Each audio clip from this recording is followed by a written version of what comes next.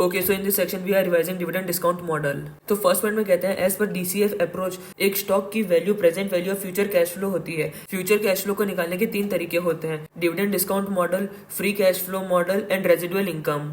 तो सबसे पहले अपन डिविडेंड डिस्काउंट मॉडल के बारे में समझेंगे। तो इसमें कहते हैं डीडीएम को प्रेफर करा जाता है on account of stability and ambiguity. DDM recommend किया जाएगा जब ट्रैक रिकॉर्ड होगा डिविडेंड का, साथ ही साथ डिविडेंड है वो रिफ्लेक्टिव होगा प्रॉफिटेबिलिटी का एंड साथ ही साथ माइनॉरिटी पर्सपेक्टिव भी होगा। नेक्स्ट अपन बात करेंगे एफसीएफ के बारे में, फ्री कैश फ्लो। इसका मतलब है ऐसा कैश फ्लो जो कि अवेलेबल होगा after meeting firms capital expenditure. Free cash flow recommend किया जाएगा जब अपन डीडीएम यूज नहीं कर सकते हैं, वैल्यूएशन है वो कंट्रोल पर्सपेक्टिव के लिए हो रहा है एंड जो एफसीएफ है वो पॉजिटिव है। अगर ये 3 कंडीशन है तो अपन एफसीएफ यूज कर सकते हैं।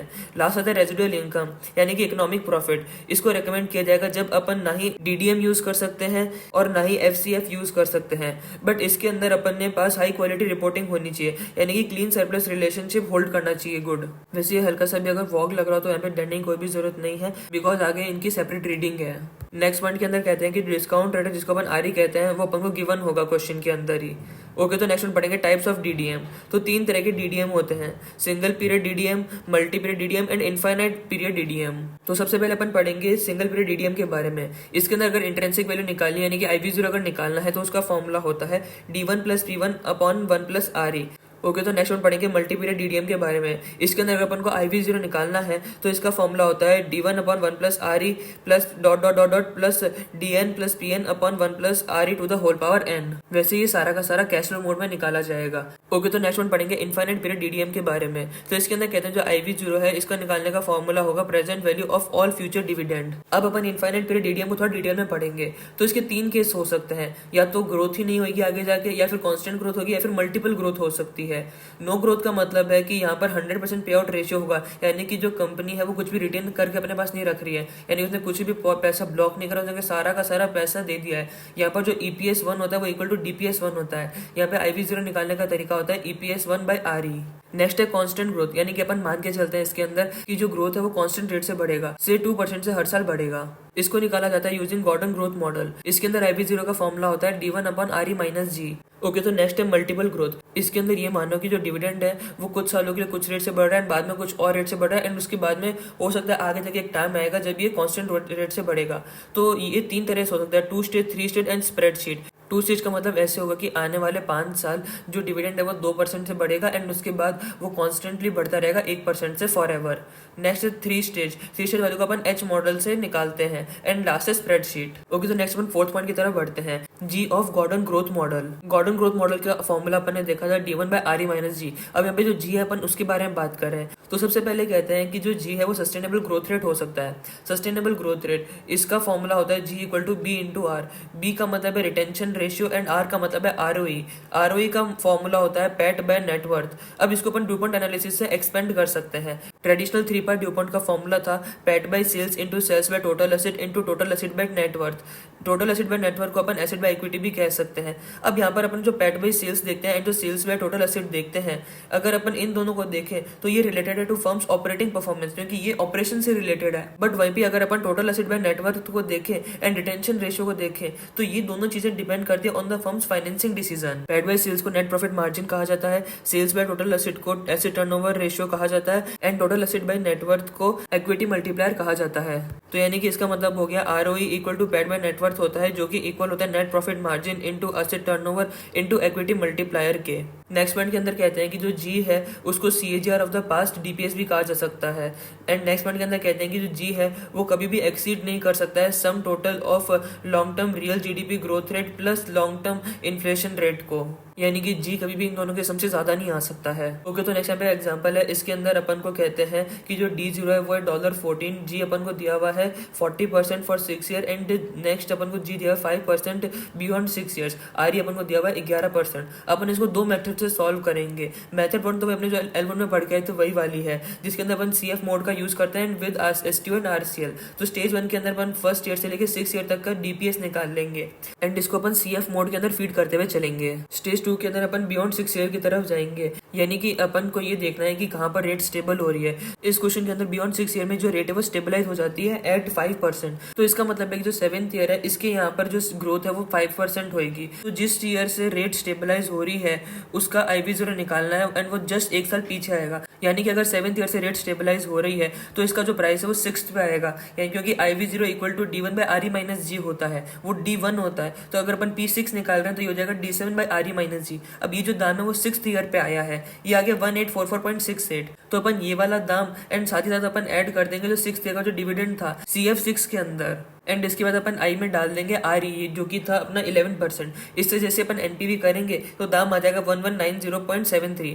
बट यहाँ पर एक और तरीके से भी इसको करा जा सकता है जो अपन को यहाँ पर मेथड 1 में दिया हुआ है। इसके अंदर कहते हैं कि जितने भी अपने DPS आए यानी डिविडेंड पर शेयर आए हर साल के, उन सबका प्रेजेंट वैल्यू निकाल लो एंड उन सबको ऐड कर दो। उन सबको ऐड करने पे आया है 204.48। अब यहाँ पे जो P6 है इसका दाम निकालो, ये आ गया 1844.68 एंड इसका भी प्रेजेंट वैल्यू निकाल लो TVM मोड से। यहाँ पे जो अपन I/Y यूज करेंगे वो होगा 11% जो कि RE है, तो ये आ जाएगा 986.24। तो अब अपने पास जो इसका प्राइस होना चाहिए वो भी है एंड साथ ही अपने पास इसका डिविडेंड भी है। अपन इन दोनों का ऐड कर देंगे तो IV0 की वैल्यू आ जाएगी जो कि 1190.73। यहाँ पे अपना मेथड 1 खत्म होता है। अपन मेथड 2 की तरफ बढ़ते हैं जो कि सब आसान मानते हैं। मेथड 2 के अंदर कहते हैं कि अपन ने जो स्टेज 2 के अंदर प्रेजेंट वैल्यू निकाला था P6 का, वो तो सेम टू सेम अपन को वैसा का वैसा ही निकालना है जो कि आ जाएगा 986.24।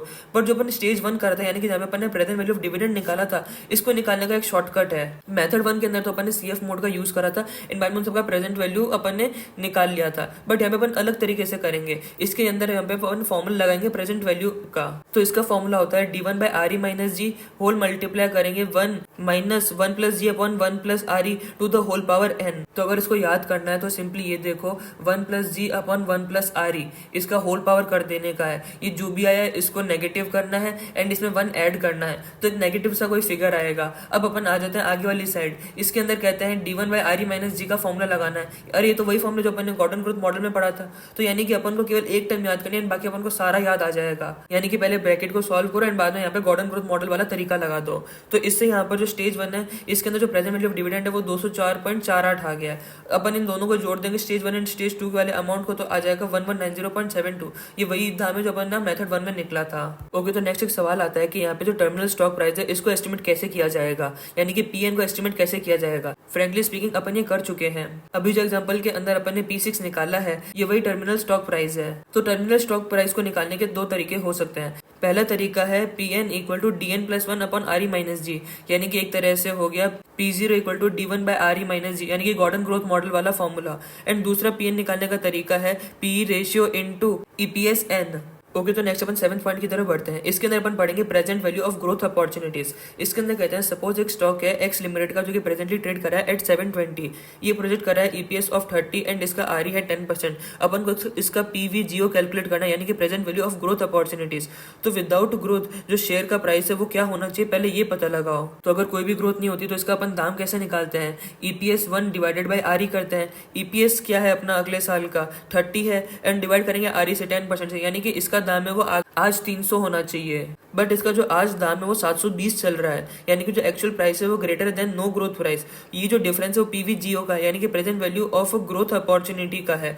तो यहाँ पर अपन 720 माइनस 300 करेंगे जो कि आ जाएगा 420, जो कि present value of growth opportunity. तो इससे इसका फॉर्मूला क्या बन गया, P0 इक्वल होगा E1 by RE plus PVGO के।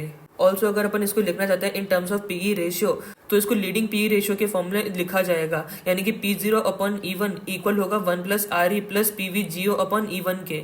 यहाँ पे जो PVGO अपॉन E1 है इसको ग्रोथ कंपोनेंट बोलते हैं of leading PE ratio. Okay, तो नेक्स्ट अपन पढ़ेंगे H मॉडल के बारे में। ये एक तरह का सिंप्लीफाइड मॉडल होता है ऑफ सुपर नॉर्मल ग्रोथ, जिसको अपन GS से रिप्रेजेंट करते हैं, जो कि ट्रांजिशनिंग हो रहा है to a normal long run growth, जिसको अपन GL से रिप्रेजेंट करते हैं ओवर n ईयर्स। यानी कि इसको इस तरह से जो कि पहले जो ग्रोथ रेट है वो कुछ सालों के लिए रहेगी 15% एंड उसके बाद वो स्टेबलाइज हो जाएगी 5% पे। तो ये जो ट्रांजिशनिंग हो रही है इसके अंदर अपन H मॉडल का यूज कर सकते हैं। H का फॉर्मूला होता है n/2। इसमें इस तरह से सोचो कि अगर ट्रांजिशनिंग हो रही है 5 साल बाद, यानी कि पहले 5 साल तक ग्रोथ रेट रहेगी 15% और उसके बाद स्टेबलाइज होगी 5% के लिए, तो यहाँ पर जो n है ये अपन को 5 लेना पड़ेगा, यानी कि यहाँ पर H हो जाएगा 2.5। नेक्स्ट अपन इसके IV0 का फॉर्मूला देखते हैं। तो इस मॉडल के अंदर IV0 निकालने का फॉर्मूला है D0 into 1 plus GL upon RE minus GL plus D0 into h into g s minus g l whole divided by r e minus g l. इसको इस तरह से सोचो कि अगर ये स्टार्टिंग से एंडिंग तक एक ही ग्रोथ रेट जो कि लॉन्ग रन वाली ग्रोथ रेट है उस पर अगर ये ग्रो करता तो इसका क्या दाम होता, क्या इसका IV0 होता। जो IV0 होता उसमें फिर एक्स्ट्रा वाला पार्ट जोड़ दो जो कि सुपर नॉर्मल ग्रोथ की वजह से हुआ है। तो इसका मतलब फर्स्ट वाला पार्ट क्या हो गया, जो अपन गॉर्डन ग्रोथ मॉडल की तरह से निकालते हैं वैसे अपन को यहाँ पर निकालना है। अपन को अज्यूम करना है कि जो यहाँ पे जो ग्रोथ रेट है वो स्टार्टिंग से एंडिंग तक जो लॉन्ग रन वाली है वही है। तो यानी कि यहाँ पर एक तरह से अपन ने D1 बाय RE माइनस जी करा है, अपन यहाँ पे जो G है उसको GL माना है, तो यानी कि D0 into 1 plus GL whole divided by RE minus GL कर दिया है। ये वैल्यू बेस्ड ऑन GGM है। इस वैल्यू के अंदर अपन ऐड करेंगे वैल्यू जो कि बनी है because of super normal growth.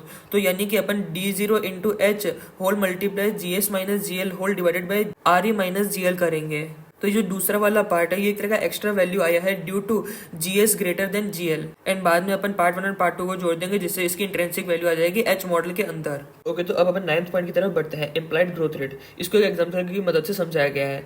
कहते हैं P0 470 है, D0 35 है एंड RE इक्वल टू 12% है। अब उनको यहाँ पे कैलकुलेट करनी है इम्प्लाइड ग्रोथ रेट। तो यहाँ पे तो सिंपली GGM मॉडल लगाओ, यानी कि P0 equal to D1 by RE minus g. D1 की जगह अपन लिख देंगे D0 इंटू 1 प्लस जी, तो इससे G की वैल्यू आ जाएगी 4.24%। तो ये जो 4.24% आया ये मार्केट कंसेंसस एस्टीमेट है ऑफ ग्रोथ रेट जो कि रिफ्लेक्ट हुआ है in the current share price. यानी कि जो मार्केट है उसको लगता है कि जो ग्रोथ रेट है इस स्टॉक की वो 4.24% होनी चाहिए, एंड इस वजह से ये जो रेट है ये रिफ्लेक्ट हुई है करंट शेयर प्राइस के अंदर। नेक्स्ट पॉइंट के अंदर कहते हैं समझ लो जो एनालिस्ट है उसने एस्टिमेट करेगा कि जो ग्रोथ रेट है वो 4.24% ही है, तो यानी कि जो स्टॉक है वो फेयरली वैल्यूड है। पर अगर एनालिस्ट एस्टिमेट करता है कि जो जी है यानी कि जो ग्रोथ रेट है वो ग्रेटर देन 4.24% है, तो इसका मतलब है कि जो स्टॉक है वो अंडर वैल्यूड है। बट अगर एनालिस्ट को लगता है कि जो जी है वो लेस देन 4.24% है, तो इसका मतलब है कि जो स्टॉक है वो ओवर वैल्यूड है। ओके, तो नेक्स्ट वन पढ़ेंगे implied expected return on stock के बारे में। इसमें कहते हैं as per Gordon growth model expected return का फॉर्मूला होता है D1 by P0 plus g, but as per H model expected return का फॉर्मूला होता है D0 by P0 whole multiply 1 plus GL plus H into GS minus GL, and इस whole को plus करेंगे GL से। Next इसमें कहते हैं समझ लो जो एक्सपेक्टेड रिटर्न है वो ग्रेटर देन RE है, यानी कि रिक्वायर्ड रेट ऑफ रिटर्न। तो ये एक तरह का IRR ग्रेटर देन KE हो गया, यानी कि इसका मतलब है कि जो स्टॉक है वो अंडर वैल्यूड है। बट अगर समझ लो जो एक्सपेक्टेड रिटर्न है वो लेस देन RE है, यानी कि एक तरह से सोचो IRR लेस देन KC, तो इसका मतलब है कि जो स्टॉक है वो ओवर वैल्यूड है। ओके, तो नेक्स्ट वन पढ़ेंगे justified PE ratio using Gordon growth model. तो सबसे पहले अपन को एक प्रिकॉशन रखना है, अगर क्वेश्चन में कभी भी अपन को जस्टिफाइड PE रेशियो निकालने के लिए बोला जाए तो अपन को कभी भी एक्चुअल P0 का यूज नहीं करना होता है। हो सकता है क्वेश्चन में अपन को जो एक्चुअल प्राइस चल रहा है वो दिया हुआ हो, तो अपन सिंपली क्या कर देंगे, जो एक्चुअल प्राइस चल रहा है उसको डिवाइड कर देंगे EPS से, तो अपन बोल देंगे कि ये इसका जस्टिफाइड PE रेशियो हो गया। एकदम गलत हो जाएगा क्वेश्चन। तो इसमें अपन को खास ध्यान रखना है कि अपन यहाँ पर एक्चुअल P0 का यूज नहीं कर सकते हैं, चाहे कुछ भी हो जाए। यहाँ पे अपन को शुड बी प्राइस का यूज करना पड़ेगा, यानी कि अपने हिसाब से जो प्राइस होना चाहिए अपन को उसका यूज करना पड़ेगा। तो इसके अंदर कहते हैं जो P0 इसका फॉर्मूला होता है D1 by RE minus g. तो अगर अपन D1 को खोलें तो अपन उसको एक तरह से लिख सकते हैं E1 into 1 minus B. B का मतलब है रिटेंशन रेशियो, तो यानी कि P0 का फॉर्मूला हो जाएगा E1 multiply 1 minus b divided by RE minus g. तो अगर अपन E1 को नीचे ले आए तो P0 bye E1 equal to हो जाएगा 1 माइनस बी अपन RE माइनस जी।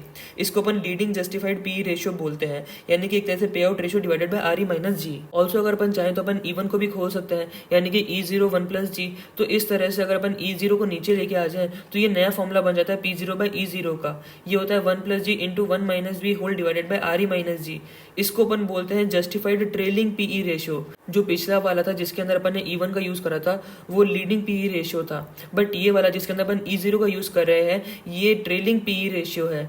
इसको एक तरह से बोल सकते हैं payout ratio into growth factor divided by RE minus g. Okay, तो नेक्स्ट 12th पॉइंट की तरफ बढ़ते हैं। इसमें कहते हैं ग्रोथ फेज के अंदर अपन को यूज करना चाहिए 3 स्टेज DDM, बट अगर अपन ट्रांजिशन फेज के अंदर है तो अपन को यूज करना चाहिए 2 स्टेज DDM या फिर H मॉडल, बट अगर अपन मैच्योरिटी फेज के अंदर है तो अपन को गॉर्डन ग्रोथ मॉडल का यूज करना चाहिए। नेक्स्ट इसमें कहते हैं फॉर गॉर्डन ग्रोथ मॉडल जिसका फॉर्मूला होता है D1 बाय RE माइनस जी। यहाँ पे जो G है वो एक तरह से ग्रोथ रेट होता है for DPS, EPS and MPS। Okay, तो नेक्स्ट अपन यहाँ पे जो नोट दिए हुए हैं इनकी तरफ बढ़ते हैं। फर्स्ट पॉइंट में कहते हैं जो PVGD यानी कि present value of growth opportunity है वो नेगेटिव भी हो सकता है अगर ROE है वो लेस देन RE होगा। इसका मतलब है कि जो ग्रोथ है वो डिस्ट्रॉय करेगी वैल्यू। नेक्स्ट पॉइंट के अंदर कहते हैं अगर magnitude and timing of share repurchase है वो अपन को पता है विद कॉन्फिडेंस, तो इसको इनकॉर्पोरेट किया जा सकता है इन GGM। नेक्स्ट पॉइंट के अंदर कहते हैं valuation of perpetual actual stock है वो A/I होता है। नेक्स्ट पॉइंट के अंदर कहते हैं जब भी अपन जस्टिफाइड लीडिंग और ट्रेलिंग पी रेशियो निकाल रहे हैं तो अपन को कभी भी एक्चुअल प्राइस का यूज नहीं करना है, अपन को हमेशा शुड बी प्राइस का यूज करना है। नेक्स्ट पॉइंट के अंदर कहते हैं अगर एक स्टॉक है वो करेक्टली वैल्यूड है तो इसका मतलब है कि जो उसका ER है वो इक्वल टू RE होएगा। नेक्स्ट पॉइंट के अंदर कहते हैं अगर एक कंपनी का शेयर रीपर्चेज प्रोग्राम है तो जो एनालिस्ट है उसको फोकस करना चाहिए टोटल पे आउट के ऊपर, यानी कि डिविडेंड प्लस रीपर्चेज प्राइस, उसको यूज करना चाहिए in their valuation model. Alternatively ऐसा DDM जो कि फोकस कर रहा है कैश डिविडेंड के ऊपर, उसको भी यूज किया जाना चाहिए after adjusting for number of share outstanding, taking share repurchases into an account. Okay, तो नेक्स्ट पॉइंट के अंदर DDM का एक एडवांटेज बताया गया है। इसमें कहते हैं कि जो डिविडेंड होते हैं वो लेस वॉलेटाइल होते हैं देन अदर मेथड, जैसे कि अर्निंग या फिर फ्री कैश फ्लो हो गया, इनके कंपैरेटिवली लेस वॉलेटाइल होता है एंड देयरफॉर वैल्यू एस्टीमेट जो कि डेराइव किया जाता है फ्रॉम DDM वो लेस वॉलेटाइल होता है एंड रिफ्लेक्ट करता है long term earning potential of the company. Okay, तो नेक्स्ट अपन बात करेंगे स्प्रेडशीट मॉडलिंग के बारे में। तो इसमें कहते हैं इन प्रैक्टिस अपन अगर चाहे तो यूज कर सकते हैं स्प्रेडशीट मॉडलिंग का, जिससे कि अपन मॉडल कर सके कोई भी पैटर्न ऑफ डिविडेंड ग्रोथ जिसको अपन यूज करना देते हैं with different growth rate for each year, because spreadsheet modelling अपने लिए सारी की सारी कैलकुलेशन करके रखता है। ये एप्लीकेबल होता है उन फर्म्स के ऊपर जिसके अंदर अपन को ग्रेट डील ऑफ इन्फॉर्मेशन होती है, यानी कि जिसके अंदर अपन को बहुत सारी इन्फॉर्मेशन दी गई होती है एंड अपन प्रोजेक्ट कर पाए जिससे different growth rate for different period. For example एक कंपनी है जिसमें अगर एक प्रोजेक्ट लेते हैं या नहीं लेते हैं उसके 3 सिनेरियो हो सकते हैं 1 2 3 एंड इससे आने वाली जो ग्रोथ रेट होगी हर ईयर की वो अपन को बताई गई है। ये सब अपन को स्प्रेडशीट मॉडलिंग की मदद से पता चल सकता है।